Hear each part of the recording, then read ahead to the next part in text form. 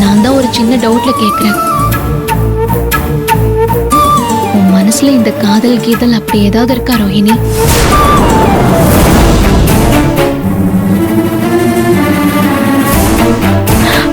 அண்ணி, என்ன நீ இப்படி கேக்குறீங்க? என் மனசுல அப்படிலாம் எதுவும் இல்லை அண்ணி. இல்லாம இருக்கிறது நல்லது.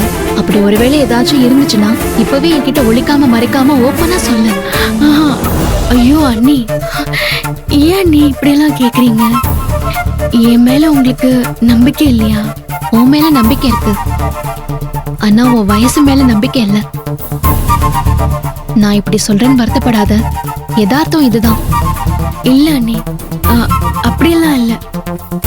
நான் லவ் எல்லாம் பண்ணல. அப்படியே சத்யா கிட்ட அப்படி சொன்னேன்.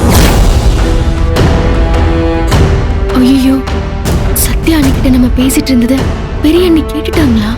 என்ன கேட்டாங்க, எது வரைக்கும் கேட்டாங்கன்னு ஒன்னும் புரியலையே. கௌதம் விஷயம் அன்னைக்கு தெரிஞ்சு போச்சா? இப்ப என்ன சொல்றது ஒண்ணுமே புரியலையே. கடவுளே. ரோஹிணி, சத்யா கிட்ட ஏன் அப்படி சொன்ன?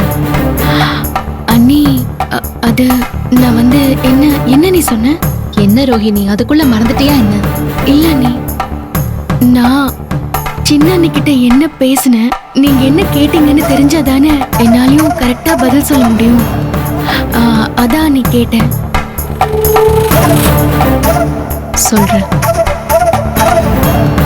ஏதாவது சொல்லி இந்த கல்யாணத்தை நிறுத்திடாதீங்கன்னு சொன்னியே, அததான் கேட்டேன். எதுக்காக நீ அப்படி சொன்ன? சத்யா உன்கிட்ட அப்படி என்ன கேட்டா? அவகிட்ட நீ அப்படி சொல்லிட்டு போக வேண்டிய அவசியம் என்ன? இப்படி ஒண்ணு மாத்தி ஒன்னா பல கேள்வி என் மனசுக்குள்ள ஓடிட்டே இருக்கு. இது எல்லாத்தையும் ஒண்ணு சேர்த்து வச்சு யோசிச்சு பார்த்தா நீ யாரையாவது லவ் பண்ணிருப்பியோன்னு சந்தேகம் வந்துச்சு. அதனால்தான் நான் அப்படி கேட்டேன். என்ன ரோஹிணி யோசிக்கிற? சத்யா உன்கிட்ட என்ன சொன்னா? உன் கல்யாணத்தை நிறுத்த சொன்னானா? அண்ணி, அது நீ உண்மையை சொல்லலனாலும் எனக்கு தெரியும் ரோஹிணி. சத்யா உன்கிட்ட இந்த கல்யாணத்தை நிறுத்ததான் சொல்லிருப்பா. ஆனா நீ உங்க அண்ணன் வாக்க தவற விடக்கூடாதுன்னு நினைச்சு நீ சத்யா கிட்ட அப்படி ஒரு பதில சொல்லிருக்க. கரெக்டா? உண்மையை சொல்ல போனா எனக்கே இந்த கல்யாணத்துல உடன்பாடு இல்ல. முதல்ல உன் படிப்பை முடிச்சு அதுக்கப்புறம் தான் உனக்கு கல்யாணம் பண்ணி வைக்கணும்னு நான் நினைச்சிட்டு இருந்தேன். ஆனா உனக்கு கிடைச்சிருக்கிற இந்த மாப்பிள்ள ரொம்ப தங்கமானவர். அவர் குடும்பமும் ரொம்ப ரொம்ப நல்ல குடும்பம். உன்னை அவங்க ராணி மாதிரி பாத்துப்பாங்க. அது மட்டும் இல்லாம கல்யாணத்துக்கு அப்புறமா உன்னை படிக்க வைக்கிறேன்னு மாப்பிள்ள சொல்லிருக்காரு. அதான் இந்த கல்யாணத்துக்கே நான் சரின்னு சொன்னேன்.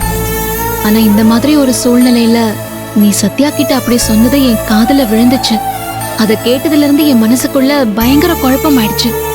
அண்ணி, நீங்க சுத்தி சுத்தி எங்க வந்து நிக்கிறீங்கன்னு எனக்கு நல்லா புரியுது. என்னால இந்த கல்யாணம் நின்னு போயிடுமோன்னு நீங்க பயப்படுறீங்களா? அப்படியெல்லாம் பயப்படாதீங்க அண்ணி. இந்த கல்யாணம் நடக்கலன்னா என்ன ஆகும்னு எனக்கு நல்லா தெரியும். அதனால இந்த கல்யாணம் கண்டிப்பா நடக்கும் அண்ணி. இதுக்கு யாராலையும் எந்த இடைஞ்சலும் வர நான் இடம் கொடுக்க மாட்டேன்.